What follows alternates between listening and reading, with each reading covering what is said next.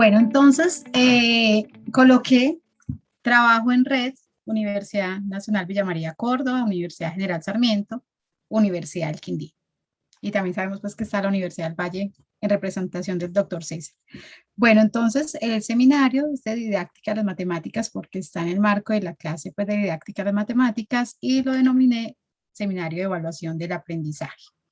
Entonces, como es un seminario de evaluación, pues debemos empezar haciendo la evaluación, porque hay varios tipos de evaluación. Hay un primer tipo de evaluación que se llama la evaluación diagnóstica y es una evaluación donde yo miro los presaberes que tienen los estudiantes frente al objeto de estudio al cual vamos a abordar. Entonces vamos a hacer con ustedes en este momento esta evaluación diagnóstica, la cual vamos a realizar en la plataforma Padlet a través de un link que les acabo de compartir en el chat. Entonces la idea es que por favor ahí coloquemos las respuestas a las siguientes preguntas. Para usted, ¿qué es la evaluación? ¿Qué se evalúa? En el caso de los profesores que hoy nos acompañan, para ellos sería ¿qué evalúan? Para los estudiantes sería como ¿qué se les evalúa? En el marco pues de matemáticas. ¿Cómo se evalúa? ¿Para qué se evalúa? ¿Y quién evalúa? Sería como unas preguntas que tenemos ahí para por favor contestar en la plataforma Padlet. En la plataforma Padlet, ya voy a ingresar a ella. Podemos encontrar, regálenme un segundito, un botón de color rosadito. En ese botón le damos clic y ahí podemos ya empezar a escribir. Entonces podemos darle 1, 2, 3 de acuerdo a cada pregunta que vayamos a contestar. En este botón rosadito que está acá en la parte derecha inferior. Entonces ahí uno le da clic y puede empezar ya a escribir. No sé si han logrado de pronto ya acceder a él. Ya vemos por acá una respuesta. La evaluación es un proceso donde se puede ver la evolución que está teniendo una persona. Bueno, muy bien. Ya vamos obteniendo respuestas de todas las preguntas. Entonces vamos a mirar en esta evaluación diagnóstica cómo estamos. Dice la evaluación es en la primera. Para usted, ¿qué es la evaluación? Entonces por acá tenemos la evaluación es un medio por el cual podemos ver si los contenidos fueron aprendidos. La evaluación es una etapa más de aprendizaje en el cual los estudiantes dan en cuenta lo aprendido. La evaluación es un proceso que permite valorar cuestiones que pueden ser de interés, logros de los estudiantes, desempeños de profesores, la clase misma, una institución, un programa de estudio. La evaluación es una instancia de acreditación de conocimientos.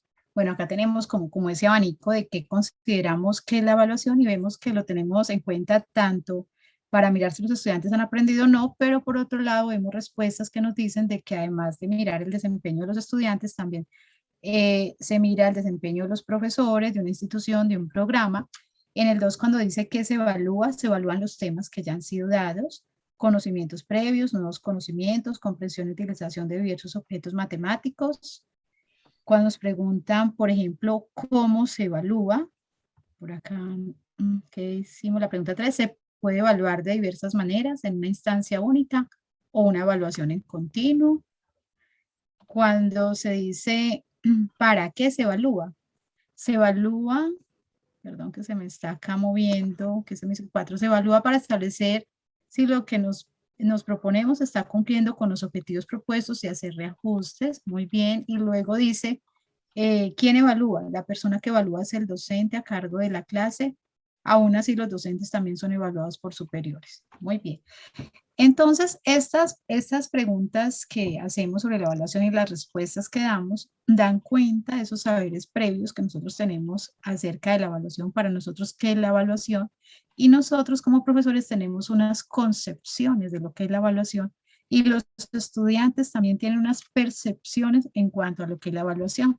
Y resulta que estas concepciones que tenemos o percepciones frente al concepto de evaluación tiene que ver con un enfoque epistemológico, con un enfoque ontológico, tiene que ver con las teorías de la didáctica, tiene que ver con unos tipos de evaluación. Entonces, digamos que esa es una evaluación diagnóstica que nos permite dialogar ahorita con lo que ya próximamente vamos a mirar en el seminario acerca de la historia de la evaluación, cómo evolucionó el concepto. También vamos a ver los problemas que se han instalado en las prácticas educativas sobre evaluación y vamos a mirar los tipos de evaluación que hay. Entonces, esto nos permite ahora nosotros, cada uno, revisarnos en cuál de esos tipos de evaluación estoy yo o de esas concepciones que hay de evaluación, con cuáles de ellas se asemejan a las que yo tengo. Bueno, entonces ahorita vamos a continuar acá con el seminario. Doctor Marcel, ¿me confirma por favor si están viendo las diapositivas? Sí, sí se están viendo. Bueno, entonces a veces pensamos que la evaluación está asociada al examen. O sea que si hablamos de evaluación necesariamente tiene que ser con que me hicieron una prueba, un examen y eso es evaluación. Solamente como que lo consideramos como sinónimo y resulta que de acuerdo a lo que nos dice Alcaraz, la evaluación es un proceso natural. Está presente en muchos aspectos de nuestras vidas. Si nosotros, por ejemplo, vamos a un restaurante, estamos evaluando. Me gustó la comida, me gustó o no la comida, la persona con que compartí, cómo me atendieron. Si voy a un lugar, doctor Marcelo, usted que viaja tanto a Colombia, los diferentes departamentos, entonces él está evaluando. Me gustó este departamento, esta universidad, o esto no me gustó. O sea, permanentemente estamos evaluando. Pero, o sea, es un proceso natural, natural. Departamentos son Entonces, provincias para el resto de los, sí, de los nuestros. La distribución sí, en sí. Colombia no son provincias, sino son departamentos. Así que cuando la profe dice, si le gustó un departamento, no es el edificio en sí, sino lo que estamos hablando es de la provincia donde uno estuvo recorriendo. Gracias, doctor Marcel. Hay un poco de traducción. Muchas gracias. Bueno, entonces sí, entonces lo que queremos es que la evaluación está presente en todo, permanentemente estamos evaluando. Entonces, bueno, ¿qué aspectos vamos a considerar hoy en el seminario? Una reflexión. Vamos a mirar también cómo evolucionó el concepto de la evaluación y qué funciones ha tenido a través de la historia. Vamos a mirar también unas prácticas de evaluación que se han instalado en la sociedad, unos problemas de evaluación que de estado del arte a nivel nacional e internacional se dice que hay en el área de educación matemática y en ese estado del arte rastreé mucho lo que es Argentina, porque lo que decía el doctor Marcela, ya hice la pasantía de tesis doctoral y en Argentina también se ha escrito mucho sobre evaluación. Alicia Camillioni, Rebeca Aljovi, Luis Tinselman, o sea, varios autores, entonces de allá también pues tomé varios aportes. Vamos a mirar también los tipos de evaluación y socializar una nueva mirada pues de la evaluación para la construcción de conocimiento matemático, que fue un poco como el aporte de la tesis. Entonces vamos a mirar esta figurita, estimados estudiantes, para el doctor Marcela, doctora Mabel, César y un poco María, no está nuevo, pero entonces para compartirlo con los estudiantes, porque ustedes ya habían estado en el seminario. Entonces, para los estudiantes, activamos el micrófono y por favor podemos compartir eh, pues la reacción que tenemos frente a la imagen. La imagen dice, para que la evaluación sea justa, todos realizaréis la misma prueba. Vais a subir a ese arco. Entonces, frente a esa imagen, vamos a mirar qué reflexión nos deja esa imagen y si se traduce esa situación que vemos en la imagen en las prácticas escolares. Entonces, si dos de los estudiantes, por favor, activan su micrófono y nos pueden decir eso, que las preguntas que tenemos acá, qué reflexión nos deja la imagen y si se traduce esas prácticas esa situación en nuestras prácticas escolares.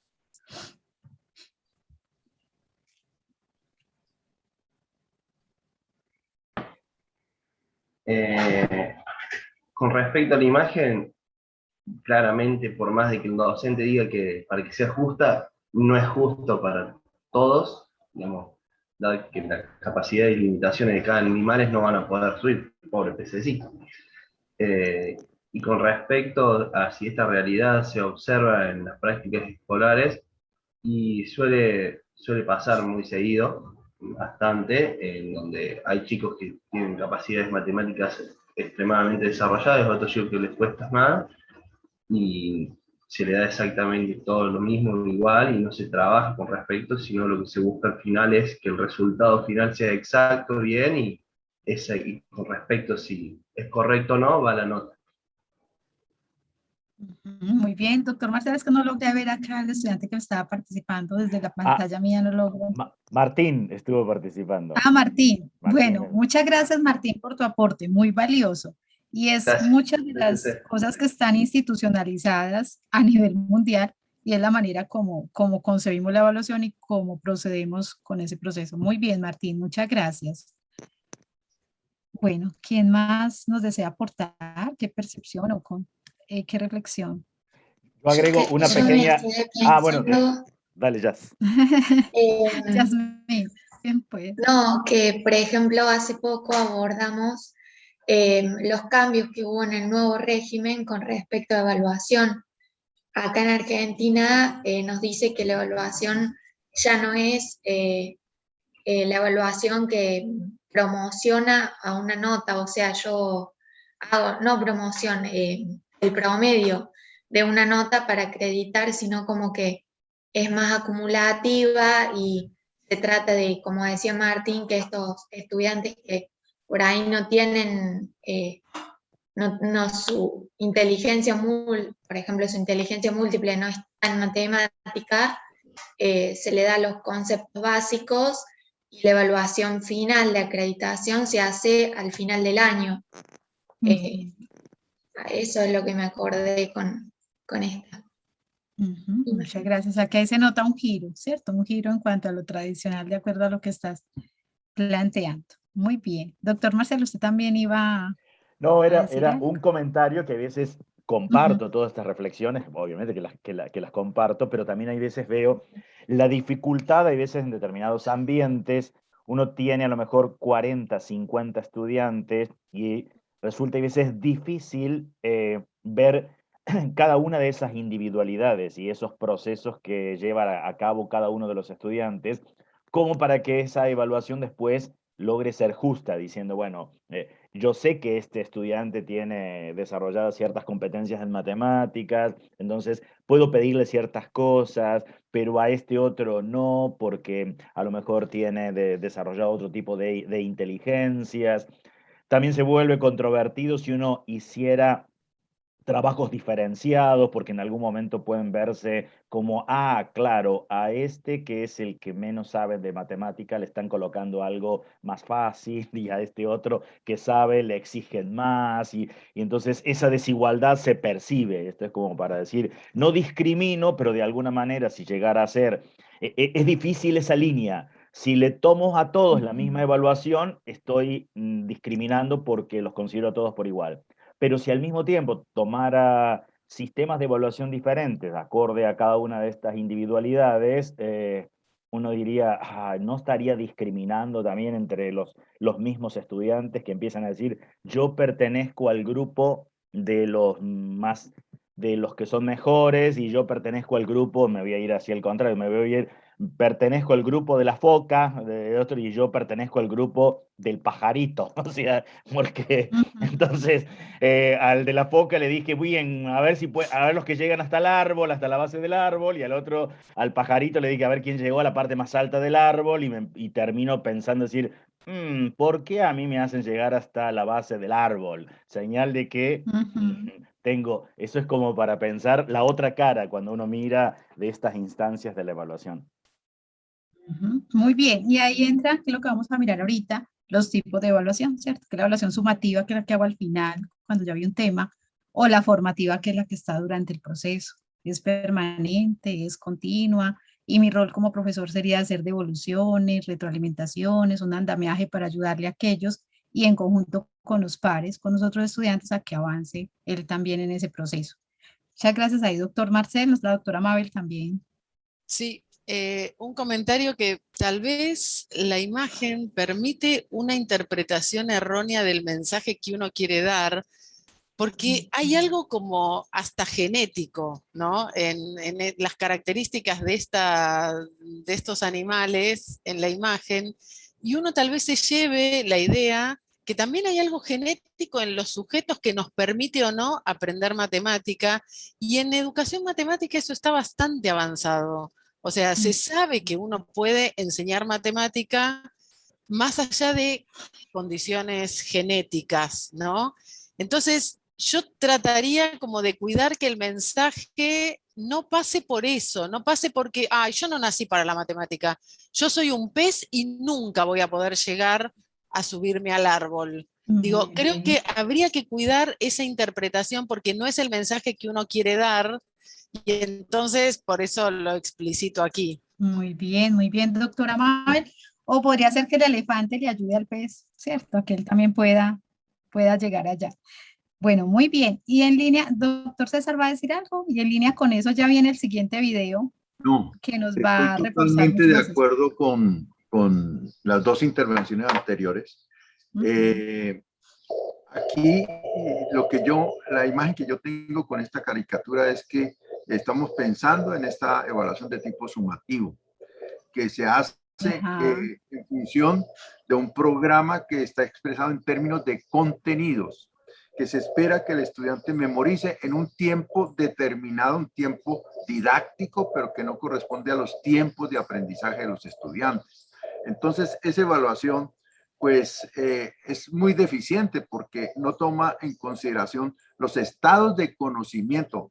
Y por eso estoy de acuerdo con la doctora Mabel, en el sentido que no es genético. El problema es que hay que mirar cuáles son los estados de conocimiento que tienen los estudiantes y interpretar la caricatura de esa manera. O sea, aquí está, para mí, centrado en la idea de una evaluación de tipo sumativo, donde la usan para seleccionar quiénes pueden subirse al árbol y quiénes no pueden subirse al árbol, donde claramente hay estados de desarrollo cognitivo diferentes, más no genéticos. Estoy de acuerdo. Ujú. Muy bien. Entonces, muchas gracias a todos por las reacciones frente a la imagen. Y ya en línea con eso, vamos a ver el siguiente video que también, pues, digamos, dialoga muy bien con las respuestas que hemos dado. ¿Puedes, doctor?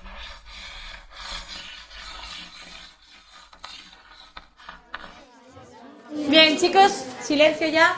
Para mañana quiero que me escribáis una redacción de la longitud que queráis, pero el tema tiene que ser el siguiente: los colores de las flores. Okay, now close your books, pick your things and line up.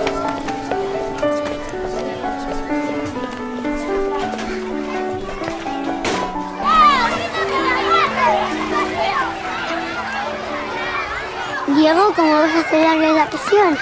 No sé, me pondré a investigar, supongo. Mira, Diego, las margaritas son amarillas, las rosas son rojas, las violetas son violetas. Javier, empieza la lectura. Con 10 cañones por banda, viento en popa toda vela, no corta el mar sino vuela, un velero bergantín. ¿Quién quiere seguir leyendo? Alex. Mira, Diego, creo que lo mejor es que hagas la redacción tú mismo. Estoy segurísima de que algo se te va a ocurrir. Vale. Color.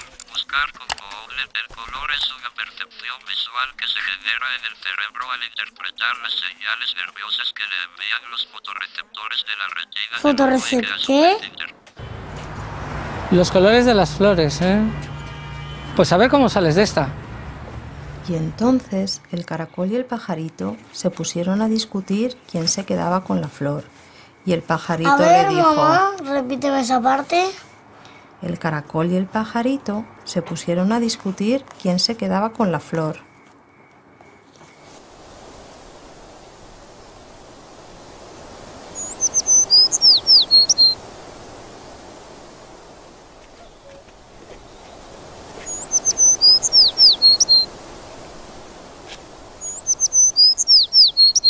Venga, mamá, corre, que tengo una idea. Escucha, Diego. El color es una percepción visual que se genera en los fotorreceptores.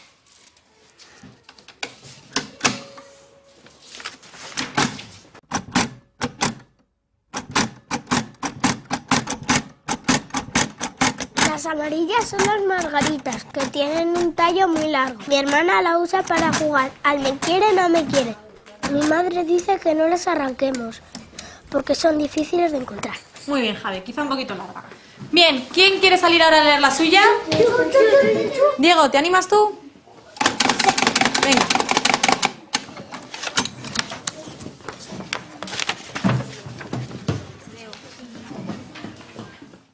Las flores son de color pajarito y hay muchos colores de flores. Por eso hay tantos pajaritos, porque hay un pajarito para que cada flor tenga su color. También hay flores color abeja o color vaquita del campo. En el campo de...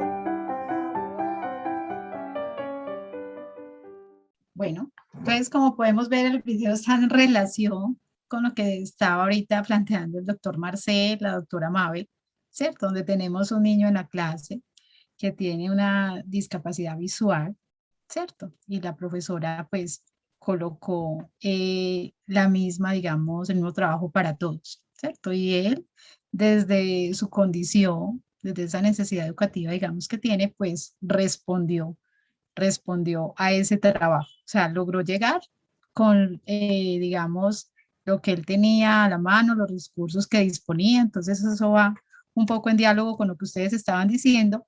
Entonces, la pregunta de reflexión es esa: ¿cómo evaluar a los estudiantes de tal manera que se tengan esas diferencias individuales? ¿Cierto? Que eso en línea un poco lo que ustedes ya estaban diciendo con la reflexión de la imagen anterior. Entonces, quisiera como escuchar otros estudiantes que de pronto no han participado para que también les demos la oportunidad de responder a esta pregunta. De acuerdo a lo que vimos en el video, ¿cómo piensan ustedes que podemos evaluar teniendo en cuenta esas diferencias individuales?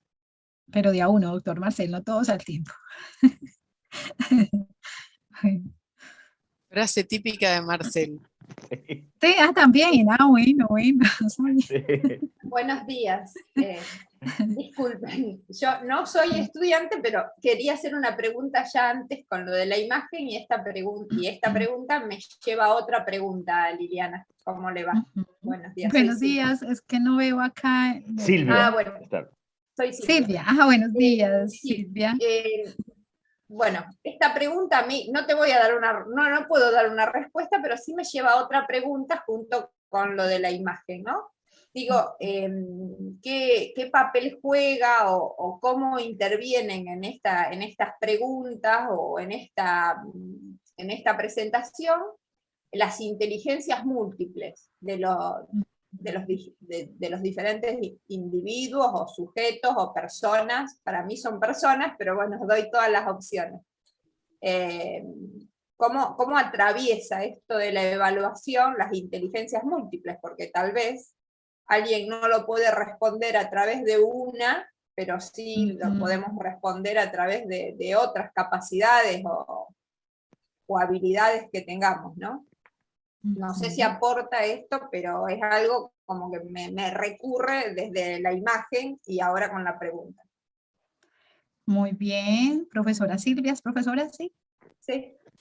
Bueno, muy bien, profesora Silvia. Y lo que se trata hoy del seminario es eso. Ojalá no dejar respuestas, sino muchas preguntas, porque el conocimiento es el de las respuestas y el saber es de las preguntas. Y sí, precisamente, pues va dirigido a eso. Y es que lo que decían ahorita ustedes, en nuestra clase tenemos diversidad de estudiantes, a veces hacemos evaluaciones homogéneas para grupos heterogéneos, ¿sí? Y queremos que todos respondan al mismo horario, a la misma hora, en el mismo tiempo, el mismo examen, ¿sí? Cuando ustedes lo acaban de decir, tenemos estudiantes con múltiples inteligencias, talentos. Un poco acá dice, por ejemplo, una reflexión que hace un conferencista acá en Colombia, se llama Giovanni Da Francesco. Giovanni Da Francesco dice, a nivel de básica y media, o sea, antes de llegar a la universidad, los estudiantes deben ver de 13 a 15 asignaturas, sociales, matemáticas, geografía, inglés, todos, ¿cierto? Y por todas debe responder. Pero, decía Giovanni Da Francesco, pero si un estudiante, digamos, tiene una duda en inglés y le pregunta al profesor de química, el profesor de química le dice, no, yo sé de química, pregúntele al de inglés. Entonces el niño dice, y yo apenas estoy empezando, debo responder por las 15, y mi profesor me dice que él solamente me dice lo de química, que lo otro no. Entonces son como unas reflexiones pues, que él hacía alrededor de cómo están estructurados nuestros sistemas educativos, Y también él hacía una reflexión, Giovanni La Francesco decía, por ejemplo, ¿por qué vemos desde preescolar hasta grado de 11 el verbo to be y llegamos a 11 y a veces nada de to be? Y también decía, por ejemplo, lo del modelo del timbre. Entonces, todo está estructurado por el timbre. 45 minutos o 60 minutos una clase, trin, pasa a la otra clase, hablamos pues de los colegios, ¿cierto? Entonces usted en sociales está ubicando el mapa, bueno, dónde queda Europa, no ha terminado esa gráfica cuando ya tiene que pasar para educación física. En educación física está haciendo el salto triple, mirando cómo lo logra, trin, sonó, va para matemáticas. En matemáticas está pensando cómo resuelvo estos casos de factorización, logrando comprender, entender, trin, ya pase para física. Entonces, a veces es como la manera como tenemos estructurado nuestro sistema educativo a todo nivel, o sea, curricularmente, a nivel de la enseñanza, el aprendizaje y la evaluación, y pues lo que estamos abordando hoy es lo de la evaluación, y es un poco lo que decía el doctor César, de que a veces nos centramos mucho en una evaluación de tipo sumativo, homogénea, al margen del proceso de enseñanza y aprendizaje, donde todos deben responder por lo mismo, desconociendo estos avances que se han hecho a nivel de enseñanza. Y es que a veces pasa eso. Hay profesores que tienen estrategias didácticas diversas en enseñanza, alternativas, creativas, para que los estudiantes aprendan, teniendo en cuenta las inteligencias múltiples, enseño de esa manera. Pero ahora de evaluar, otra vez, homogéneo todo, tradicional todo, y hay unas reflexiones muy importantes frente a eso que dicen, por ejemplo, dime cómo evalúas a tus estudiantes y te diré cómo aprendes. Si cambias la forma de evaluar, ellos van a cambiar la forma de aprender. Y cambiar esa forma de evaluar, pues también va a obligar a cambiar la forma de enseñar. Bueno, son muchas reflexiones pues que queremos dejar, y ahorita en línea con lo que ustedes han dicho, como vamos a ver los tipos de evaluación, ahí vamos de pronto a entrar mucho más en esas preguntas que ustedes están haciendo. Bueno, entonces ahorita vamos a mirar cómo evolucionó el concepto de evaluación. Resulta que muchas cosas de las que hacemos actualmente vienen marcadas por la historia, aunque no seamos conscientes. Porque un profesor evalúa muchas veces como a él lo evaluaron. Dice, es que yo hago una prueba escrita porque cuando yo fui estudiante a mí también me hacían pruebas escritas. Entonces yo seguí evaluando como a mí me evaluaron, porque fue como el referente que yo tuve. Pero, ¿por qué se ha evaluado de esa manera? Entonces vamos a mirar un poco la historia. Entonces nos dice Remesal que la historia le permite a uno entender la actualidad, cuáles son sus aciertos, cuáles son sus errores y sus necesidades de cambio, de tal manera que se propongan nuevas alternativas viables para el futuro. Entonces, estimados estudiantes de didáctica, a todo nivel, en todo concepto al cual ustedes se vayan a enfrentar a enseñar, muy importante conocer la historia de ese concepto. ¿Por qué ese concepto? ¿Qué le dio origen a ese concepto? ¿Para qué del concepto? ¿Cuáles fueron los obstáculos epistemológicos a través de la historia que se dieron en ese concepto? Porque eso mismo es lo que se nos va a presentar en nuestras aulas de clase. Entonces, conocer esa historia nos da muchos elementos para entender esos obstáculos cognitivos que puedan tener nuestros estudiantes, porque fue así mismo como cuando se originó el concepto, y también nos podrá permitir diseñar situaciones didácticas teniendo en cuenta esa historia y responder a una pregunta que a veces nos hacen los estudiantes: ¿y eso para qué me sirve? ¿Yo para qué voy a ver los casos de factorización? ¿Para qué voy a ver límites? ¿Para qué voy a ver derivadas? Entonces, conocer la historia es muy importante. En el caso de la evaluación, hay varios autores que nos aportan. Entonces tenemos Alcaraz, Remesal, Sánchez, y hay 4 generaciones de la evaluación. O sea, se ha escrito mucho sobre la historia de la evaluación, pero quienes más nos aportan ahí es Guba y Lincoln. Entonces Guba y Lincoln dice que hay 4 generaciones de la evaluación. La primera generación de la evaluación es la evaluación como medición. 2000 años antes de Cristo surgió esta primera generación de la evaluación. Entonces se evaluaba, o sea, se evalúa a través de test de memoria. Y quiero dejar algo muy importante, y es que la evaluación no surgió en el ámbito educativo. La evaluación surgió en el ámbito empresarial. Para seleccionar los funcionarios para una empresa, entonces les hacían un test para mirar de acuerdo con lo que querían evaluar y que ingresara a trabajar a la empresa. Esto lo usaban mucho los chinos, o sea, para seleccionar a sus funcionarios. O sea, que no surgió de hacer ese test, esa prueba en el marco de lo educativo para que tengamos en cuenta la historia. Entonces se evaluaba a través de test de memoria, el conocimiento pues que tenían los estudiantes. La evaluación como medición, dice Huey Lincoln, se le considera como la exactitud que tienen los estudiantes en reproducir lo que se les ha enseñado. El papel del evaluador, o sea, el profesor, es de técnico, de proveedor de instrumentos de medición, y evaluación y medida son sinónimos. ¿Sí? O sea, se le considera como medición y evaluación como si fueran sinónimos. Hay una segunda generación de la evaluación que viene en el año 1930. Quien más aportó a esta segunda generación de la evaluación fue Ralph Tyler. Ralph Tyler se le considera como el padre de la evaluación educativa porque digamos que ya le dio un contexto un poco más educativo. Entonces Ralph Tyler decía que ya el objeto de la evaluación no era mirar tanto los cambios ocurridos en los estudiantes, sino mirar la eficacia de un programa educacional. O sea, si un programa que tenemos es eficaz o no. Y en ese sentido, Tyler decía que la evaluación debería dar cuenta de las fortalezas y de las debilidades con respecto a los objetivos planteados para ese programa educacional. Viene después una tercera generación de la evaluación en 1957 que se le denomina la evaluación como juicio. Entonces acá ya la pregunta no era si los objetivos estaban siendo alcanzados o no, sino si valía la pena o no alcanzar esos objetivos. Y ya ese profesor tenía más un rol como juez. Entonces ya no era solamente mirar las fortalezas y debilidades, sino tomar decisiones frente a eso que le estaba arrojando la evaluación. Y es porque se estaba, digamos, invirtiendo mucho dinero en la escuela, sobre todo en Estados Unidos, entonces miraban hasta dónde se estaban siendo efectivos o no esos resultados que estaba dando la escuela. Tanto así que se llegó a pensar en un tiempo que se le iba a pagar a los profesores de acuerdo a los resultados de los estudiantes. Si a ellos les iba bien, así le iban a pagar a los profesores. O sea, en esta parte de la historia hasta se pensó en eso porque se estaba haciendo mucha inversión en la escuela.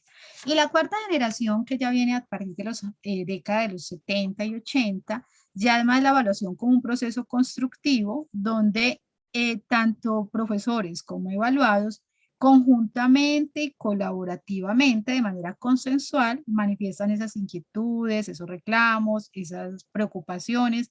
Hay un intercambio de experiencias y saberes de esos participantes en esa evaluación. O sea, es un poco una evaluación más colaborativa, más participativa, no el profesor está arriba y como los estudiantes ahí abajo. O sea, entonces es más, algo más consensual.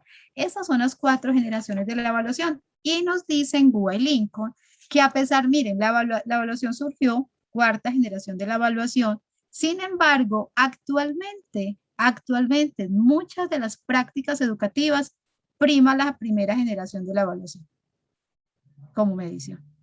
Es decir, el concepto evolucionó, pero nos quedamos en las aulas haciendo, en la primera generación. Eso es importante saberlo, ¿sí? Porque pues también nos lleva como a tomar conciencia de lo que dice ahorita, como el paradigma de que se sigue haciendo y de pronto no ponemos en tensión esas cosas que estamos realizando. Entonces, estudiando a un autor que se llama Bourdieu habla mucho de los invariantes y dice que en los objetos de estudio hay cosas que en la historia son invariantes. Entonces, en el marco de la tesis doctoral, estudiamos como y en la evaluación cuál es el invariante, qué es lo que ha permanecido invariante en el tema de la evaluación. Entonces es la evaluación como medición, que es en línea pues con Huey Lincoln y con lo que datan investigaciones y muchos autores. Ese es el invariante, permanece actualmente siglo XXI lo mismo, ¿sí? O sea, no en todos, porque hay profesores pues que hacen la diferencia y lo hacen diferente, pero sí permea y más en matemáticas. Entonces dice, a través de la evaluación en una tesis doctoral que hizo Sánchez en la Universidad CINDE de Manizales acá en Colombia, él dice que a través de la evaluación los estudiantes son homogeneizados, que es lo que veíamos en la primera imagen, unificados, normalizados, regularizados, a veces sometidos a las mismas prácticas, desconociendo en todo caso sus circunstancias, sus necesidades, sus intereses y los objetivos pues individuales. Y aquí hay una imagen que habla de igualdad y equidad. Entonces, digamos, cuando hablamos de igualdad, todos sometidos a la misma prueba, ¿cierto? Todos. Pero cuando yo hablo de equidad, sí, todos sometidos a la misma prueba, pero es que al que no se puede asomar, como pasa ahí, le voy a dar, ¿qué se dice? Un butaquito, que en este caso sería un andamiaje. Un andamiaje. Yo como profesor, ¿qué andamiaje le ofrezco a ese chico que no puede pues, ver lo que los otros están viendo por su tamaño, porque no le permite? ¿Qué andamiaje? ¿Cómo le ayudo? ¿Cómo con los pares que son sus compañeros? Yo como profesor le doy ese butaquito. ¿Cómo le doy ese butaquito al pez para que el pez también alcance el árbol? Entonces, ¿qué andamiaje le doy? ¿Qué devolución le doy? ¿Qué retroalimentación le doy? ¿Cómo le ayudo?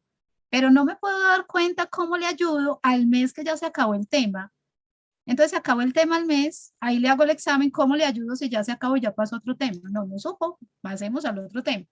Ese cómo le ayudo es durante el proceso. O sea, durante el proceso, ¿cómo le ayudo al estudiante para que él también logre alcanzar pues lo que queremos, que es ese aprendizaje?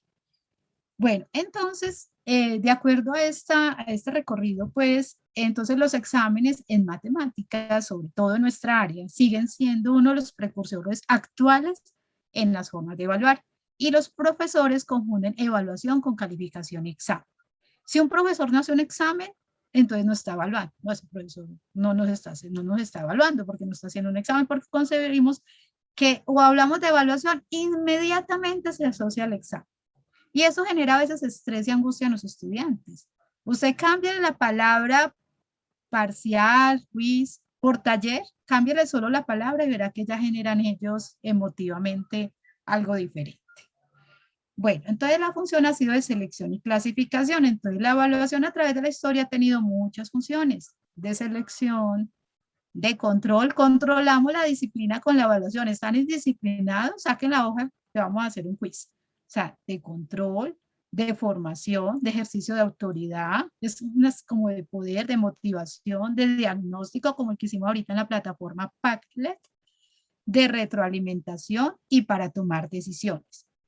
Sabemos que a través de la evaluación se toman decisiones, perdón que hay un ruido ambiente, se toman decisiones a nivel del profesor o en la institución donde laboro o a nivel pues nacional. Hay unas prácticas que se han instalado, ojo, no solamente a nivel del aula, sino a nivel social, se han instalado sobre la evaluación. Esas prácticas entonces determinan lo normal, lo bueno y la inclusión. O sea, a través de la evaluación decimos cuáles son los normales, los buenos, los que sirven, los que se pueden incluir. Pero a través de la misma evaluación podemos decir cuáles son los malos, cuáles son los que se excluyen, lo anormal, lo que se debe rechazar. A veces la evaluación que hacemos puede ser en cierto modo excluyente, ¿cierto? Entonces acá hay una imagen que nos refiere en cuáles sirven, cuáles no. Bueno, y entonces vamos a mirar unos problemas sobre la evaluación en matemáticas. Entonces, los problemas que datan las investigaciones en ese estado del arte a nivel internacional, Latinoamérica, Colombia, es que la visión es técnica, es instrumental, es para medir, clasificar, como ya lo vimos.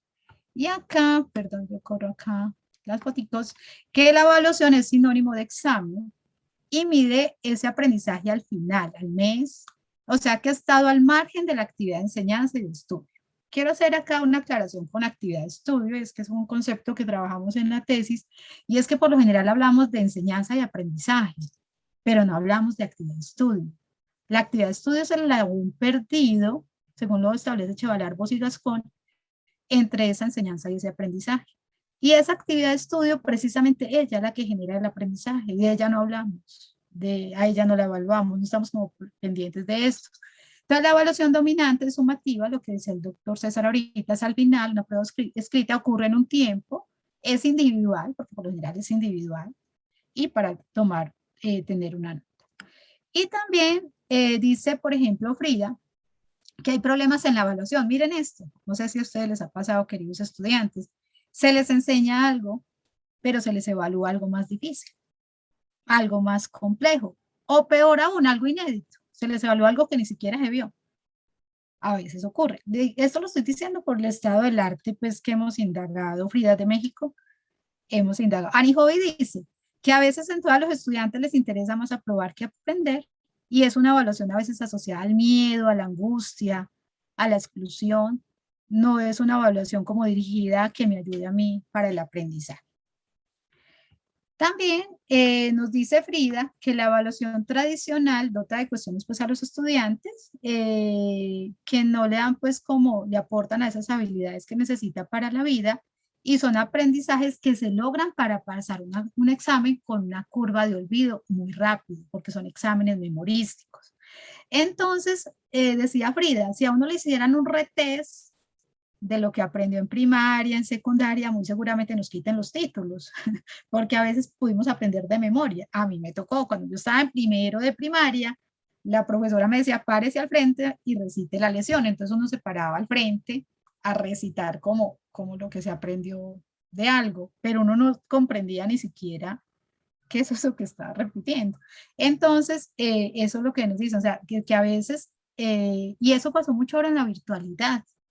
Muchos profesores hicieron en matemáticas exámenes de tipo memorístico a nivel virtual, entonces eso se prestaba para copia, para suplantar identidad porque el otro le hacía el examen al otro, porque a veces evaluamos es eso, cosas de memoria, entonces pues se presta a veces para eso. Se verifican aciertos y desaciertos, hace falta retroalimentación a los estudiantes para que mejoren su desempeño.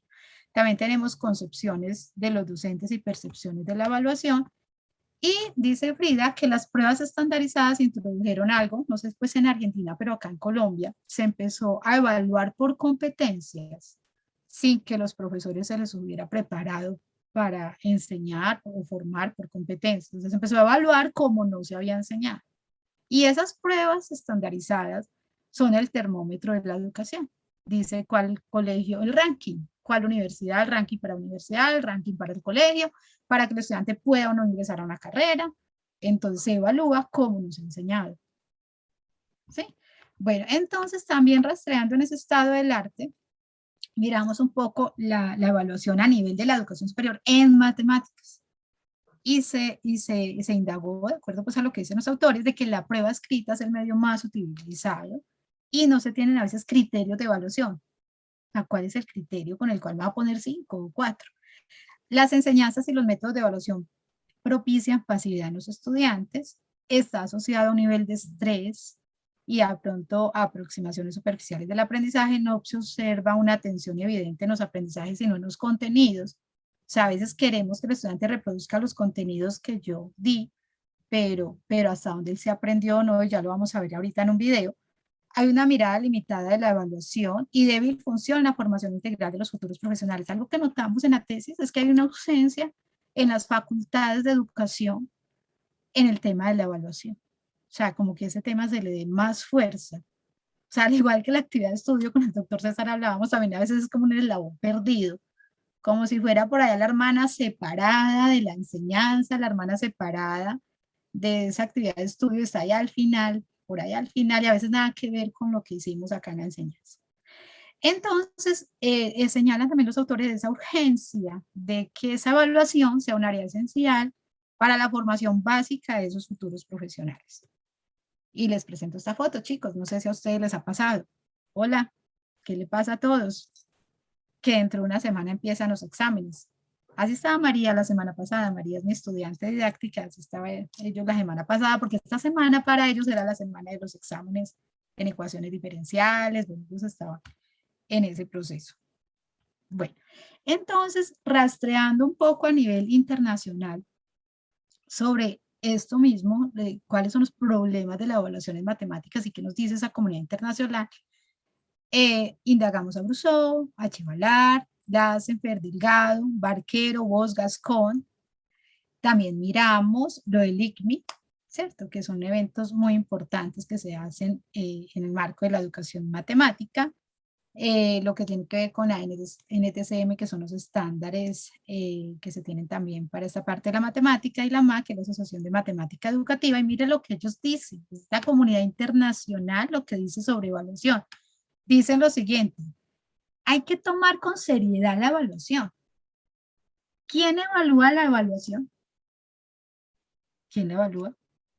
Entonces dice, hay que evaluarla. La evaluación no debe ser un acontecimiento, o sea, debe ser un ciclo continuo, o sea, debe usarla para que a través de esa evaluación me dé elementos para que yo como estudiante pueda avanzar en mi aprendizaje y el profesor también mejore su enseñanza, porque a veces también tenemos en mente que se evalúa a los estudiantes, pero se evalúa esa actividad de enseñanza. O sea, la luz, yo también estoy evaluando mi actividad de enseñanza, entonces un ciclo continuo. Debería contemplarse la evaluación como parte integral de la enseñanza, parte integral, articulada a ella. Y la evaluación juzga al estudiante de forma individual, pero no le ayuda en la adquisición del aprendizaje. La evaluación no ayuda al profesor a mejorar la enseñanza. Eso es lo que refiere con la comunidad internacional. Y que te dicen ellos que se debe investigar cuáles son los obstáculos para hacer innovaciones en evaluación y qué se puede hacer para superar esos obstáculos. Entonces, dice Lorena Cabra, la evaluación debería ser como un proceso y no como un suceso, y debería construirse en un medio y nunca en un fin, y la evaluación debería ser una ayuda para el aprendizaje, no un tormento, no una angustia, no un estrés, sino una ayuda, algo que me ayude a mí a avanzar. Entonces el docente debería contar con teorías acerca de la enseñanza del aprendizaje y la evaluación y su relación. Tengamos en cuenta, el mejor médico no es el que más se le mueren los pacientes. Entonces precisamente es el reto que tengo yo como profesor. Si tengo estudiantes con muchas dificultades, ¿cómo le ayudo? ¿Cómo hago ese andamiaje? ¿Cómo le pongo esa butaquita para que él también logre llegar a donde todos queremos? Y para eso, a veces los profesores nos centramos mucho en lo disciplinar, ¿no? Y lo digo porque tengo estudiantes o he tenido estudiantes así. No, lo importante es saber mucha matemática. Entonces mucho cálculo diferencial, ecuaciones, límites. Claro, está bien porque es nuestro objeto de estudio. Pero si yo no voy a ser matemático porque no profesor de matemáticas, ¿cómo voy a ser profesor? Debo tener elementos para enseñar esa matemática. Entonces debo saber teorías de enseñanza, teorías de aprendizaje, teorías de evaluación y cómo se articulan entre ellas. Entonces dice esta comunidad internacional que hay que investigar alternativas que permitan superar ese estancamiento y problemas que hay con la evaluación. Y vamos a ver un cortometraje que lo hicimos en el marco de la tesis doctoral, como una tarea que me propuso una de las profesoras, que en un cortometraje reflejara el problema de tesis doctoral. O sea, que son los problemas de la evaluación. Quienes van a estar en el cortometraje son actores. Por favor, ya. Sí. Mi nombre es Liliana Patricia Ospina Marulanda, soy estudiante del doctorado en educación de la Universidad de San Buenaventura en Cali. Mi tema de evaluación es sobre la evaluación del aprendizaje en el área de educación matemática. El asesor de tesis es el doctor César Delgado de la Universidad del Valle. El propósito del siguiente video es presentarles algunos de los problemas referidos acerca de la evaluación del aprendizaje en el área de educación matemática. Los invito a que los analicemos.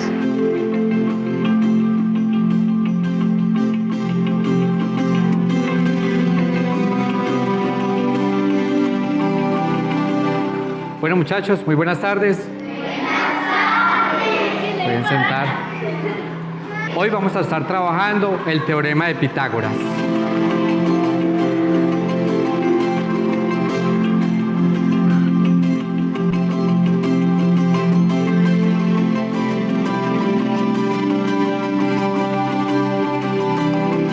Bueno, muchachos, la fórmula del teorema de Pitágoras es la hipotenusa al cuadrado es igual a la suma de los cuadrados de los catetos.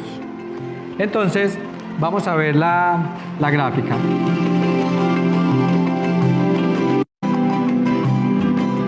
El teorema de Pitágoras se utiliza para los triángulos rectángulos que tienen un ángulo de 90, el valor de la hipotenusa.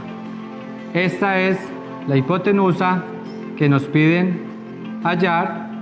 Este es el cateto A, este es el cateto B. Vamos a suponer que este cateto A mide 4 centímetros y que el cateto B mide 3 centímetros. Entonces ahora vamos a desarrollar el ejemplo. Tenemos que la hipotenusa al cuadrado es igual al cateto A, que mide 4 centímetros al cuadrado, más el cateto B, que mide 3 centímetros al cuadrado. Entonces tenemos que la hipotenusa al cuadrado es igual 4 elevado a la 2, es decir, 4 por 4, 16 centímetros cuadrados, más 3 elevado a la 2 centímetros cuadrados. Es decir, la hipotenusa a la 2 es igual a 16 más 9, 25 centímetros cuadrados. Pero como me solicitan hallar el valor de la hipotenusa y acá la tengo al cuadrado, vamos a sacar raíz cuadrada de ambos lados.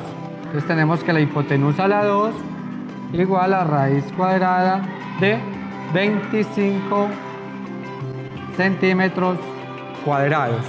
Este cuadrado se anula con la raíz, entonces acá me queda que la hipotenusa es igual, acá elimino este cuadrado con la raíz, y raíz cuadrada de 25 es más o menos 5 centímetros. Entonces decimos que el valor de la hipotenusa es igual a 5 centímetros. Víctor, ¿qué vamos a hacer? El profesor está haciendo eso muy difícil. El profesor vino hablando hoy como en chino, ¿cierto? No, sí, el profesor está hablando muy enredado, no se entiende casi nada, ¿cierto? ¿Listo, muchachos? Entonces, dentro de 8 días tenemos evaluación del teorema de Pitágoras. Les dejo unos ejercicios para que practiquen en casa. Hasta luego. ¿Tú entendiste algo del teorema de Pitágoras? Uy, no, la verdad yo no entendí nada, pero hay que ponernos las pilas a repasar eso para como es así sea, grabárnoslo de memoria, pero sacar una buena nota en el examen.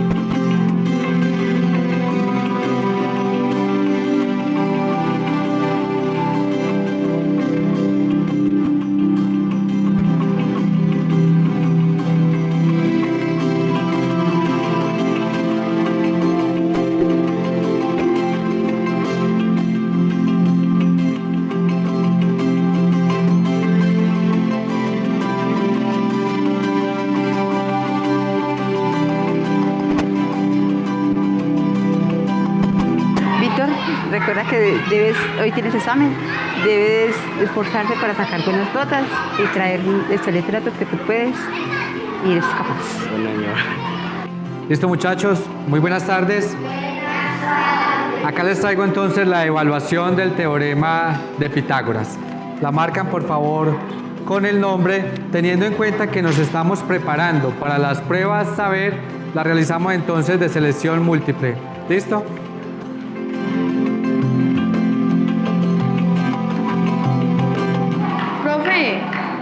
Eso no lo hicimos, profe. Ah, no, con el ejemplo que dimos hace 8 días fue suficiente.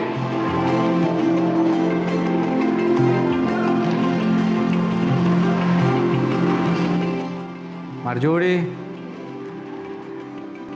Uy, no, esto está así, así sea el Team Marín, toca resolver esto. Team Marín, Rodó, Pingüe, Mácara, Títere. Bueno, entonces...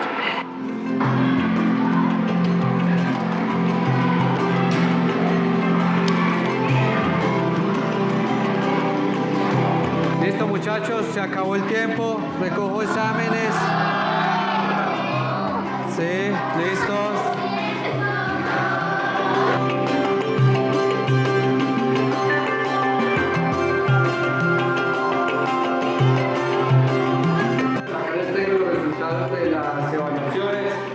Se ve definitivamente que no estudiaron. Víctor, lo felicito. Se ve que estudió como que uno de los poquitos porque muchas notas regularcitas.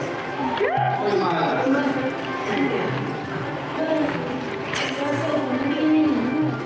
Uy, yo me saqué un 5, pero no, yo siento que no aprendí nada, de verdad.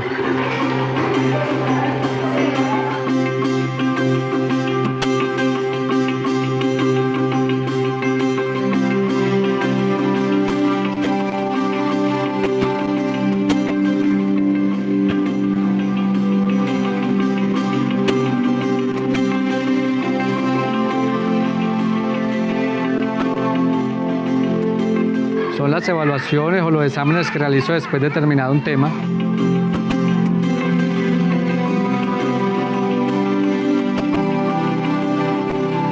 si las respuestas son correctas o incorrectas. O sea, si sabe o no sabe.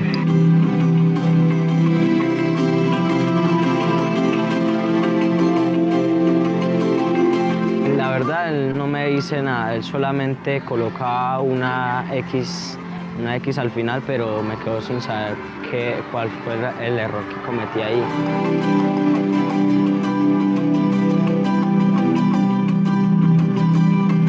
Me parecen un poco difícil, pues quería estudiar ingeniería y las pruebas no fueron lo suficiente por la matemática. Tuve amigos que ingresaron a la universidad y perdieron 3 veces la matemática y desertaron de la universidad.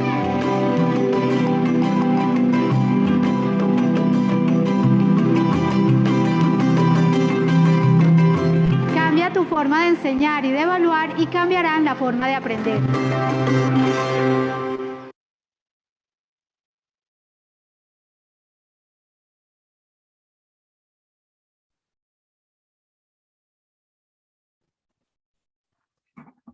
Bueno, perdón, voy a volver a compartir acá pantalla la presentación.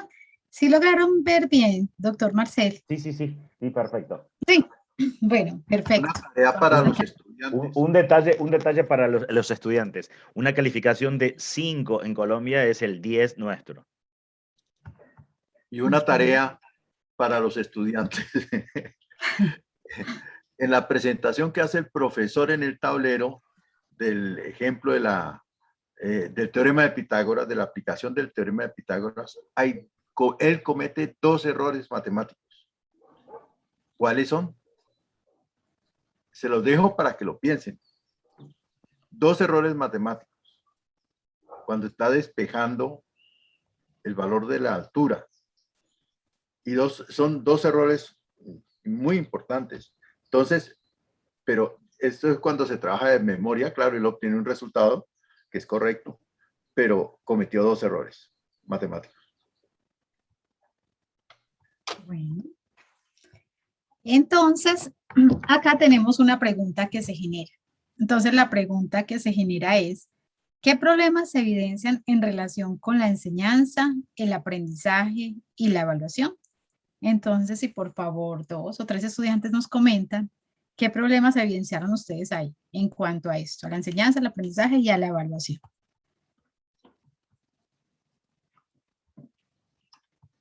Ya no veo las camaritas, doctor Marcel. No, pero yo sí los veo. Se están peleando por activar los micrófonos y quieren hablar todos juntos, entonces... Sí, sino que es que no los podemos escuchar a todos al tiempo.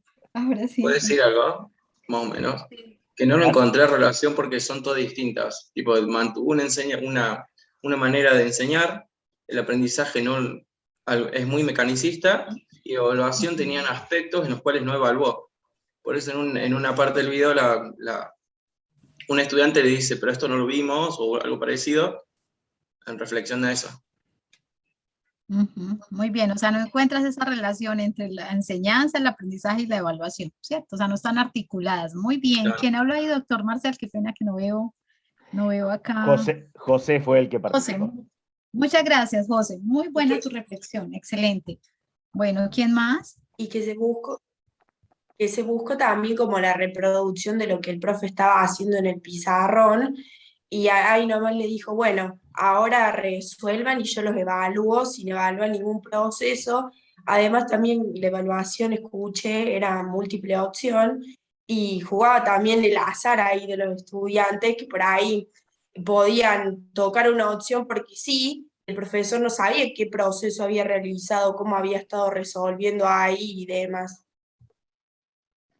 Muy bien. Yo anexo un comentario para mis estudiantes. En Colombia, los profesores tienen mucha preocupación por las pruebas saber, que son unas pruebas a nivel nacional, porque eso establece inclusive ranking en las instituciones, ingresos a las universidades, y esas evaluaciones son de múltiple opción. Y muchas veces los profesores se enfocan en que sus estudiantes, más que aprender, pasen las pruebas saber. O sea, si pasan esas pruebas saber, entonces es sinónimo de cierta calidad de algo cuando son pruebas de múltiple opción. Eso también estaba ahí detrás de ese video, que para nosotros, en el caso de Argentina, no funciona de esa manera. Los profesores no están enfocados en las pruebas a aprender. Para nosotros, las pruebas estandarizadas a nivel nacional, porque no nos ponen en ningún ranking a ninguna de las instituciones diciendo esta institución no aprobó las evaluaciones de que hizo el Ministerio de Educación a nivel nacional, cosa que Colombia sí, y es mucha preocupación por parte de los profesores. Muy bien, y acá en muchas instituciones, doctor Marcel, se prepara a los estudiantes para esas pruebas, porque precisamente eso los ubica como en esos estándares o esos rankings que usted acaba de mencionar. Entonces se pierde como el norte por prepararlos a ellos para las pruebas, ¿sí? Como decía un poco el profesor ahí en el video. Muy bien, entonces Y eso también... Sí, bien pueda. No, que estaba por decir que eso concuerda con la primera etapa de la evaluación, donde se quería como medir y no evaluar como la construcción, sino que a ver, llegan a este determinado nivel los estudiantes o no, y si se acepta o no lo que está haciendo a través de un resultado y no el proceso que realice y cómo va evolucionando. Muy bien. Y como podemos ver, el profesor en ese momento estaba preocupado por enseñar, pero él no se preocupó si sus estudiantes estaban aprendiendo o no, si le estaban comprendiendo o no. Los estudiantes tampoco, o sea, se quedaron de la manera pasiva escuchándolo, pero tampoco le preguntaron en ese proceso que no entendían o algo al respecto, y lo que hicieron fue intentar pasar esa evaluación, intentar pasando, o sea, reproduciendo lo que el profesor quería que ellos reproducieran, o también el profesor les evaluó algo más complejo. También vemos que una niña sacó la trampa, no sé si en Argentina, doctor Marcel, también se le llame trampa, que sacó pues como un papelito. Sí, lo entendemos. Bueno. Aquí se le dice un machete a esa estructura, pero se entendió. Bueno, se entendió. Bueno. Entonces, sí, o sea, los estudiantes estaban como por esa necesidad de cómo pasó el examen, pero el aprendizaje, o sea, lo que quiero resaltar acá es que el aprendizaje pasó a un segundo plano para el profesor y el aprendizaje pasó a un segundo plano para el estudiante, y la evaluación lo único que daba cuenta es como de si ellos reproducen o no lo que el profesor dijo, y mucho más allá de lo que el profesor dijo. O sea, que en realidad el objeto, que es que ellos aprendan, no se dio. ¿Sí? Bueno, vamos entonces acá a continuar con las concepciones sobre la evaluación. Y la manera como ese profesor evaluó en el cortometraje y como nos lo datan los problemas de la investigación en ese estado del arte, tienen que ver con las concepciones que tienen los profesores sobre la evaluación. Entonces, algunos profesores, esa manera como entienden la evaluación los conduce a determinar, o sea, hacer determinadas prácticas de evaluación, utilizar ciertos instrumentos que van a generar impacto en ese proceso formativo que tienen los estudiantes, y que no siempre es el deseado, porque a veces, por ejemplo, por ese instrumento de evaluación que utilizamos a nivel de la universidad, hay estudiantes que de pronto pueden saber de lo que vieron, pero si el profesor le va a evaluar algo más complejo o algo que ni siquiera vieron, pues puede que pierda ese examen, y muchos estudiantes a veces desertan de la universidad. En las concepciones sobre la evaluación influye también un posicionamiento ontológico y epistemológico. De acuerdo a lo que rastreamos, no siempre los profesores son conscientes de ese posicionamiento ontológico, epistemológico. Hay varios, está el empirista, el racionalista, el constructivista. Entonces, depende también de ese posicionamiento, que no siempre es consciente. Los profesores de esa manera, eso influye en los contenidos que él va a dar, en las normas, en los procedimientos, y también influye en la manera o los instrumentos que él va a seleccionar para esa evaluación.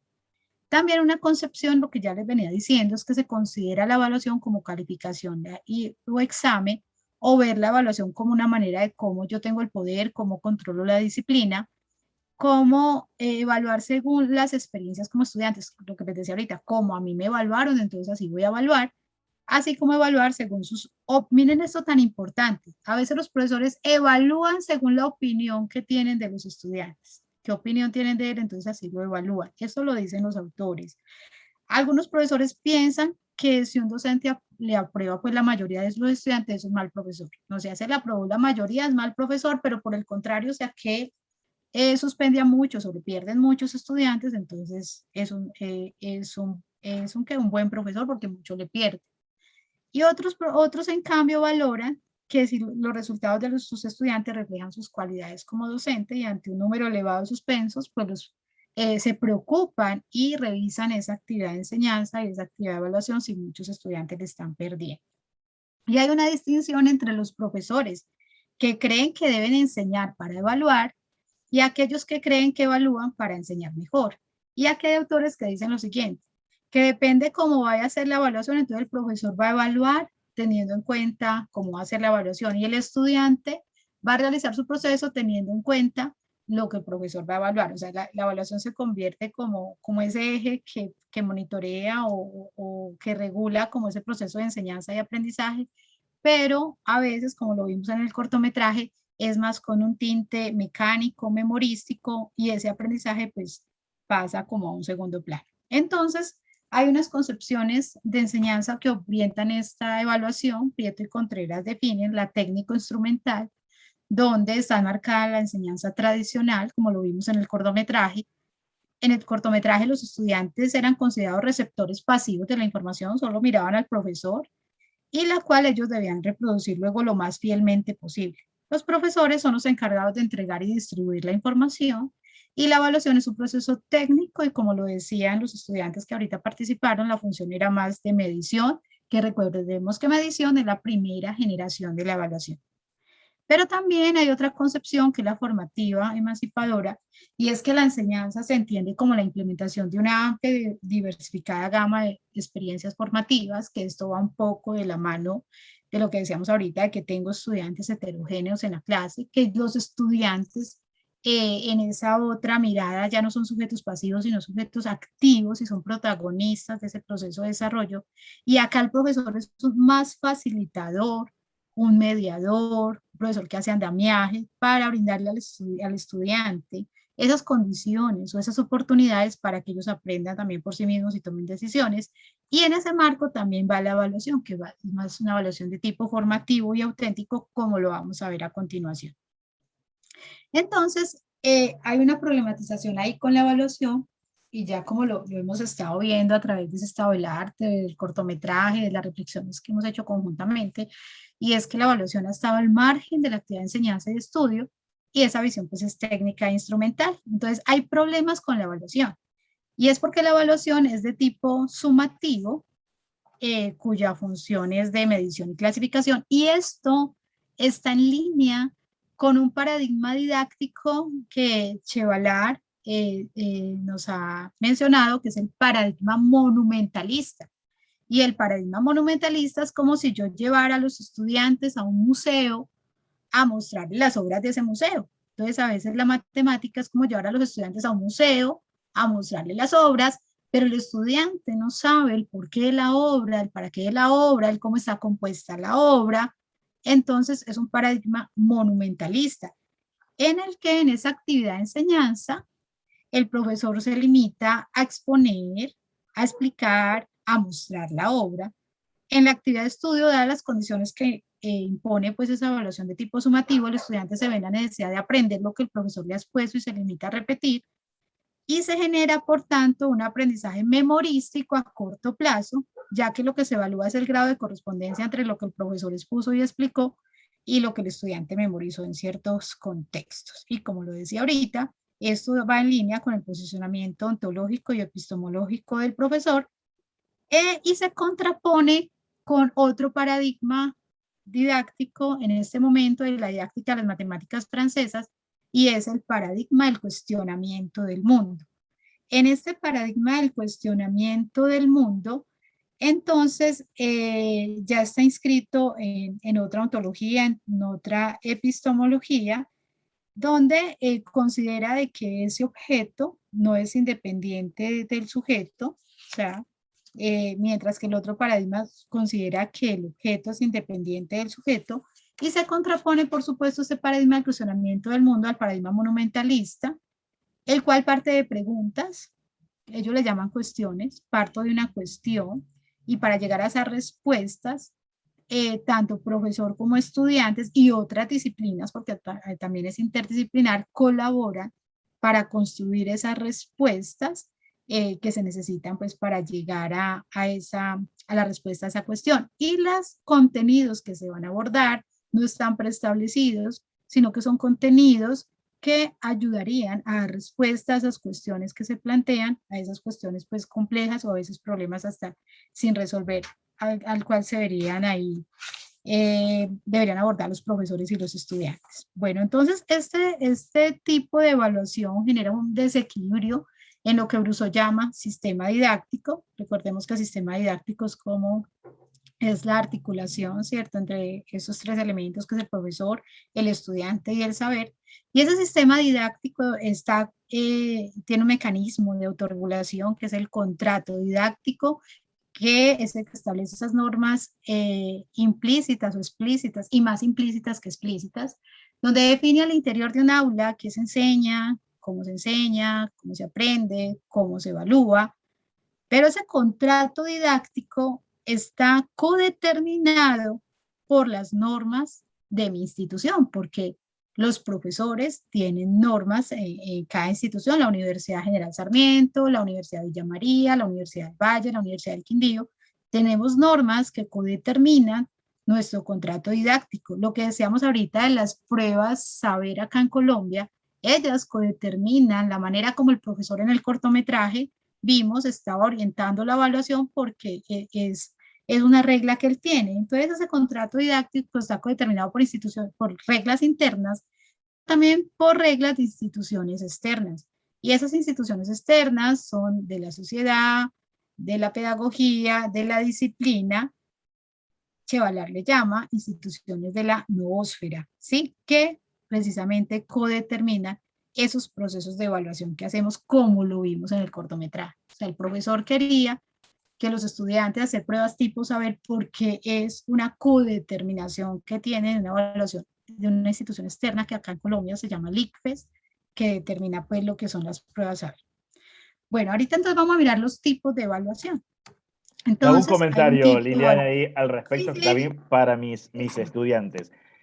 Sí, claro, yo no lo puedo generalizar, solo es un comentario nada más, pero las pruebas saber, al menos en algún grupo de estudiantes que yo estoy trabajando en Colombia de una maestría, operan con mucha fuerza, a tal punto que cuando el curso que están haciendo dentro de una maestría ellos es resolución de problemas, es casi como que se niegan a entender, a trabajar con la resolución de problemas como es entendida en una línea de educación matemática, porque ellos dicen que si trabajaran con resolución de problemas, problemas abiertos o modelización, que son los procesos que ustedes tienen en los estándares de competencias, no los preparan, claro, no los preparan para las pruebas.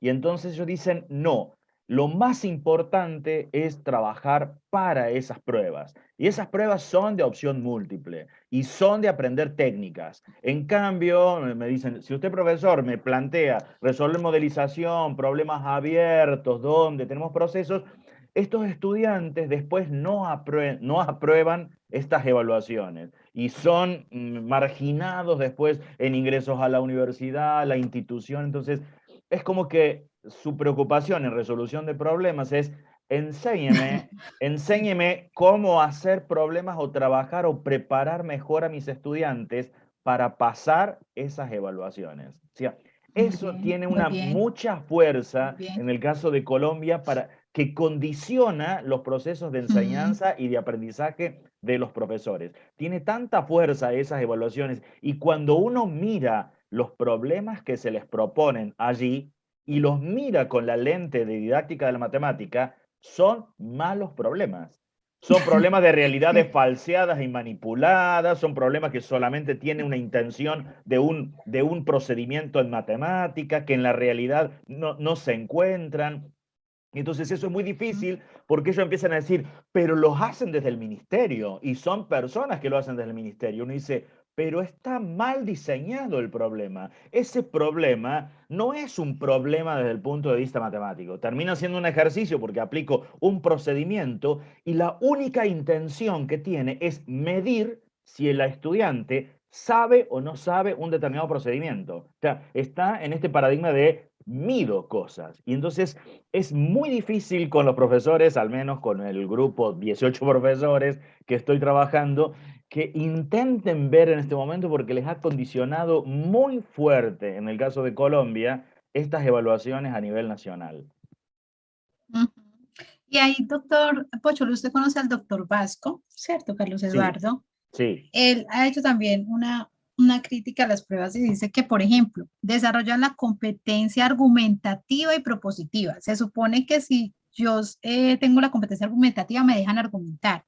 Pero como son de opción múltiple, pues en realidad el estudiante no argumenta, está No argumenta. seleccionando un argumento, el argumento de quien elaboró la prueba. Tal cual. Hay otra competencia que es la propositiva. Si yo soy propositivo frente a una situación, yo propongo, ¿cierto? ¿Cuál sería para mí la solución?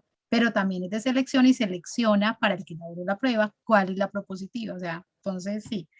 Bueno, ahí hay muchas cosas, pero que lastimosamente se cae en eso de preparar para las pruebas. Afortunadamente, pues hay otras universidades, por ejemplo la San Buenaventura, ellos sí lo miran, tienen una mirada más crítica frente a eso y la ponen en tensión. ¿Sí? Bueno, entonces vamos a mirar, ¿me están escuchando ahí, doctor? Sí, Marcelo. sí, perfecto, Liliana. Muy bien, vamos a mirar en todos los tipos de evaluación, sumativa, formativa, auténtica, diagnóstica, bueno, donde el profesor observa pues lo que hacen los estudiantes. Entonces, ¿qué es la evaluación diagnóstica? Fue la que practicamos al comienzo en la plataforma Padlet. De antes de ver el seminario, ustedes respondieron allá unas preguntas, entonces se le llama también evaluación desde el aprendizaje, porque es desde lo que el estudiante sabe para articularlo con ese nuevo conocimiento. Entonces se hace al inicio de ese proceso de enseñanza y aprendizaje, tiene como propósito conocer los conceptos previos que poseen los estudiantes, sus intereses, expectativas y dificultades. También ya hemos hablado un poco de la evaluación sumativa, que se le considera la evaluación del aprendizaje, que está, ya lo hemos dicho, al margen de esa actividad de enseñanza de estudios, sus funciones de medición y clasificación, y muestra lo que ellos han memorizado o han asimilado. Se evalúa en un momento terminal, utiliza pruebas estandarizadas, pruebas escritas, y hay una evaluación que pone en tensión un poco esta evaluación dominante de tipo sumativo, que se le llama la evaluación formativa, que se le llama la evaluación para el aprendizaje, y en esa evaluación informa sobre el aprendizaje a los estudiantes, cómo vamos, estamos avanzando o no hacia esa meta que nos proponemos que aprenda, pero también informa a los profesores, informa a los directivos. Entonces es una evaluación más como oportunidad, como lo dice Anne Hobby, para que los estudiantes pongan en juego sus saberes y visibilicen esos logros, aprendan a reconocer las debilidades y fortalezas. Y acá en esta evaluación de tipo formativo es muy importante el concepto del error. No sé en Argentina, doctor Marcel, pero acá en Colombia, a veces el error es visto como burla. Si un estudiante se equivoca, se burlan, o si un estudiante se equivoca, el error da castigo. La evaluación castiga el error y no usamos ese error como fuente de aprendizaje. Es decir, si el estudiante tiene un error, ¿por qué tiene el error? ¿Cómo le ayudo a que salga del error? ¿Cómo uso ese error como fuente de aprendizaje para ayudarle a avanzar a él en ese proceso junto con los pares para que logre también el aprendizaje? Y hay otra evaluación que es la evaluación auténtica. Entonces resulta que la evaluación auténtica, ahorita el doctor Marcelo acabó de decir que en las pruebas estandarizadas se notan problemas que son como, no siempre están como en un contexto. Entonces la evaluación auténtica lo que desea es que se diseñe en situación en función de casos reales. Perdón que hay un ruido ambiente. Entonces, esta evaluación auténtica, dice Moreneo, por ejemplo, les doy algo que dice Moreneo. Moreneo dice, si usted va a crear una carrera nueva, digamos que usted va a colocar en su universidad la carrera nueva de psicología o de odontología porque no existe, primero mire cuáles son esos problemas a los cuales se enfrenta ese psicólogo, ese odontólogo, ese matemático, y de acuerdo a esos problemas reales frecuentes o otros que aparecen pues esporádicamente, usted diseña el currículo. ¿sí? Porque es a lo que luego se va a enfrentar, y no al revés, y no diseña un currículo acá desde la mesa, desde el escritorio, ajeno a lo que le va a esperar a ese profesional, porque a veces pasa, son las profesiones, se enfrentan a cosas que de pronto en la universidad no se abordaron. Entonces, lo mismo la evaluación. Entonces, Moreneo dice, la idea es que yo evalúe simulando situaciones o poniéndolos a ellos en contextos reales sobre aquello a lo cual a ellos se van a enfrentar. ¿Y por qué es importante, dice Moreneo, esa evaluación auténtica? Para intervenir a tiempo, para poderle decir al estudiante en qué está fallando, o sea, también es una evaluación de tipo formativo, para que logre pues esos objetivos que se pretenden. Entonces, si hablamos, por ejemplo, de los estudiantes de literatura, entonces yo los puedo colocar a que hagan un periódico escolar y ahí le evalúo la redacción, le evalúo la ortografía, le evalúo el diseño, le evalúo la creatividad. Bueno, si estamos hablando de estudiantes de odontología, de psicología, de medicina, los simulo, o sea, los evalúo en un contexto de una situación real que a ellos se les va a presentar.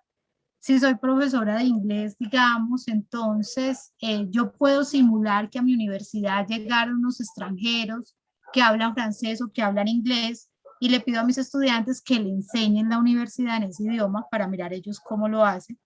O también yo puedo hablar a través de una obra de teatro, digamos, que unos estudiantes hagan de periodistas, otros de entrevistados, que unos hagan de pacientes, que otros hagan de médicos, y ahí puedo evaluar pues cómo están ellos en el proceso. O en el caso de nosotros, que son facultades de educación, pues en las prácticas docentes que tienen los estudiantes, o en las prácticas de laboratorio, ellos, o sea, yo puedo evaluar cómo ellos están ejerciendo pues esa labor a la cual se van a enfrentar, o puedo simular, puedo hacer estudio de caso, bueno, ¿qué pasaría si usted cuando vaya a un colegio se le presenta tal situación, usted qué haría en ese escenario? Entonces, sería un poco lo que data la evaluación de tipo auténtico. Y en ese sentido hay unos instrumentos de evaluación. Entonces hay instrumentos como los tradicionales que ya tenemos, que son pruebas orales, escritas, cuestionarios, pero también tenemos instrumentos de lista de control, de corroboración, registro anecdótico, diario de clase. También hay otros instrumentos como un diálogo, una asamblea, una entrevista. También hay trabajos específicos, el hecho de hacer una tarea, una consulta, un taller, una exposición, el desarrollar una guía. Y también trabajos de producción de los estudiantes, una producción artística, una monografía, un resumen, un trabajo de investigación o un portafolio electrónico como los que les voy a mostrar ahorita, que puede ser electrónico o puede ser impreso. Entonces, para eso les voy a enseñar unos videos sobre 20 formas de evaluar doctorado.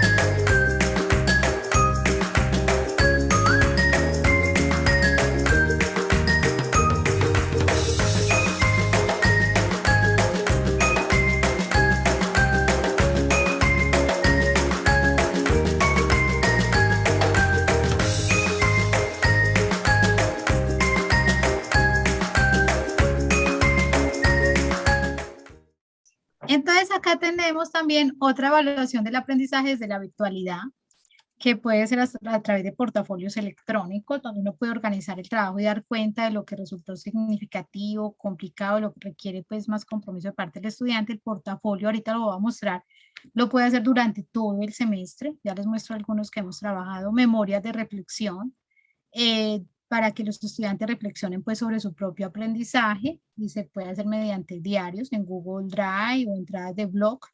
Organizadores gráficos, pues que también permiten desarrollar la creatividad y capacidad de los aprendizajes adquiridos por los estudiantes. Videos para, por ejemplo, en práctica docente, yo colocaba a los estudiantes ahorita en esta virtualidad que hicieran videos para enseñarle a los niños los temas o juegos. Entonces ellos elaboraban videos y a través de eso podíamos pues evaluar, y muy importante pues en esto la retroalimentación. Entonces acá les voy a mostrar unas estrategias también de evaluación importantes, sobre todo para lo que planteaba el doctor Marcel al comienzo, cómo hago cuando tengo 40, 50. Entonces ahorita vamos a mirar un poco eso. Una manera también de evaluar es, y con lo cual me apoyo para los criterios de evaluación, es con la rúbrica.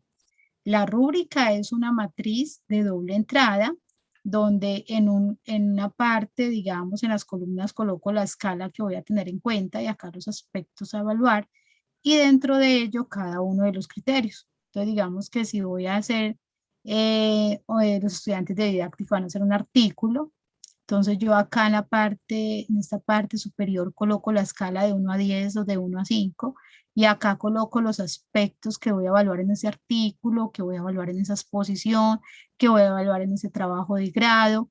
Y acá coloco, por ejemplo, el título, si es breve, si es llamativo, si recoge el contenido, si carece de atractivo, si es demasiado extenso. O sea, coloco cuándo le daría 4, 3 o de 1 a 10 en el caso de Argentina, o de 1 a 5 en el caso de Colombia. Entonces eso se le llama una rúbrica para evaluar, y también yo puedo utilizar la rúbrica para hacer retroalimentación.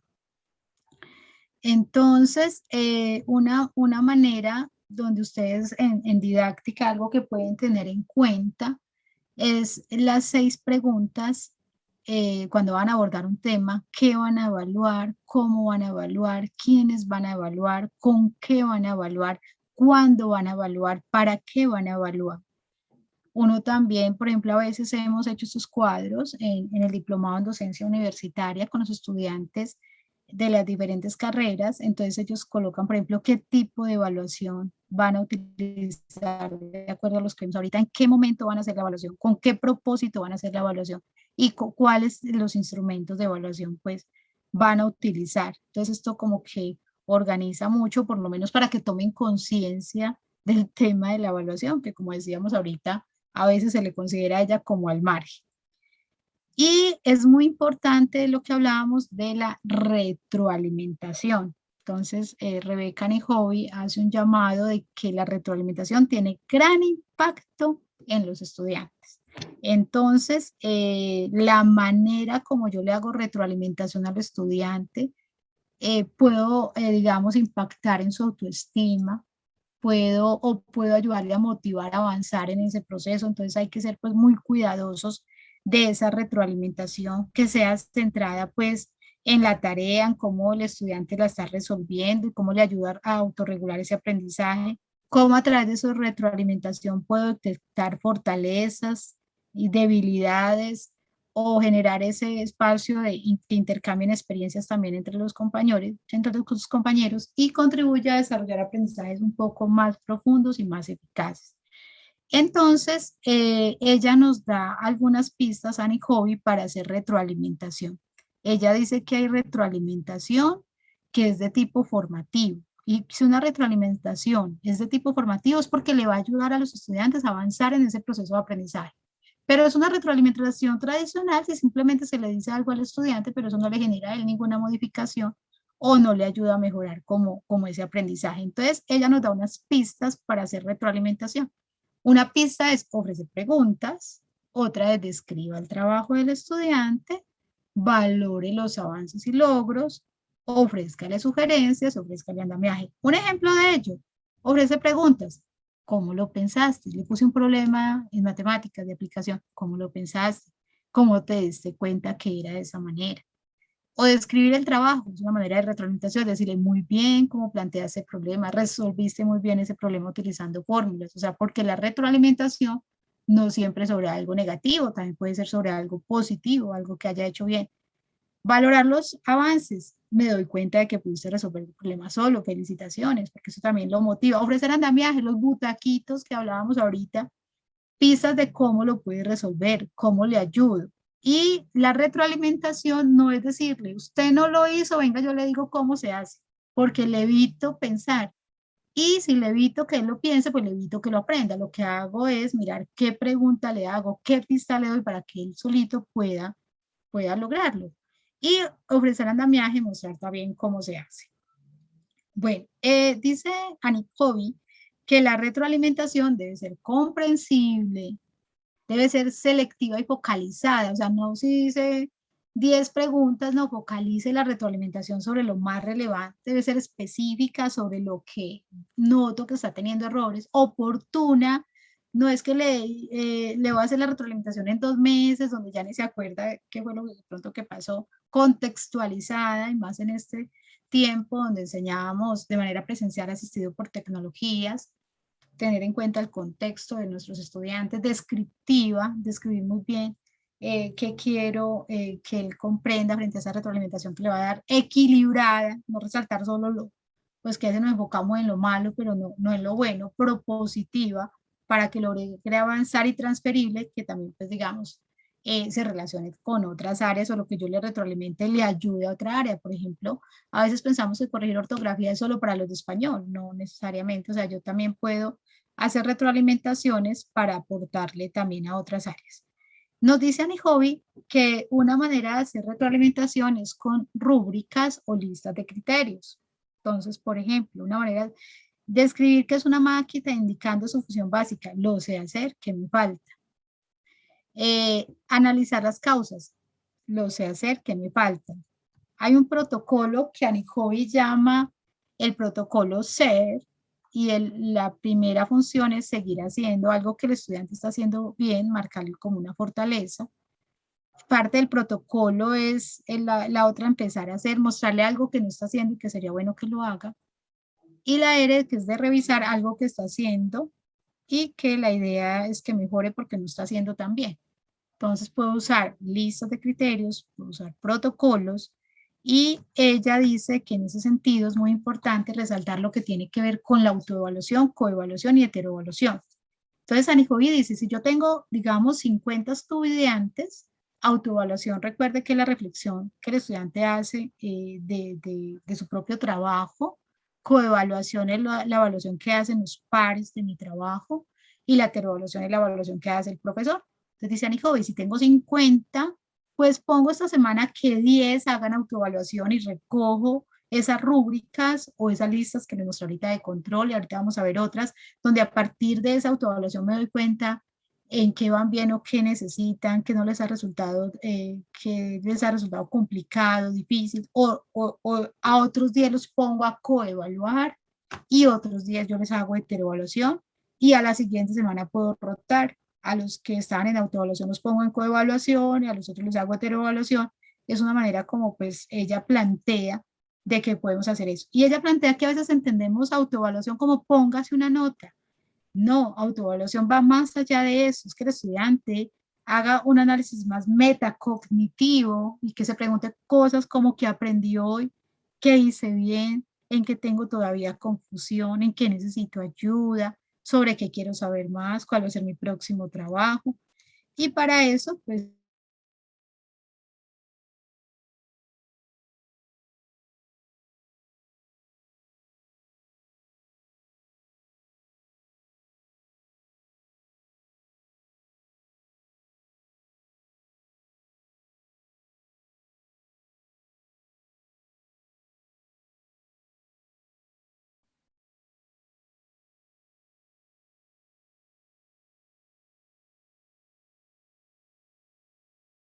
es que, por ejemplo, yo puedo hacer la escalera de metacognición, que el estudiante se haga preguntas como qué ha aprendido, cómo lo ha aprendido, qué me ha resultado fácil o novedoso, para qué me ha servido, cómo lo puedo mejorar.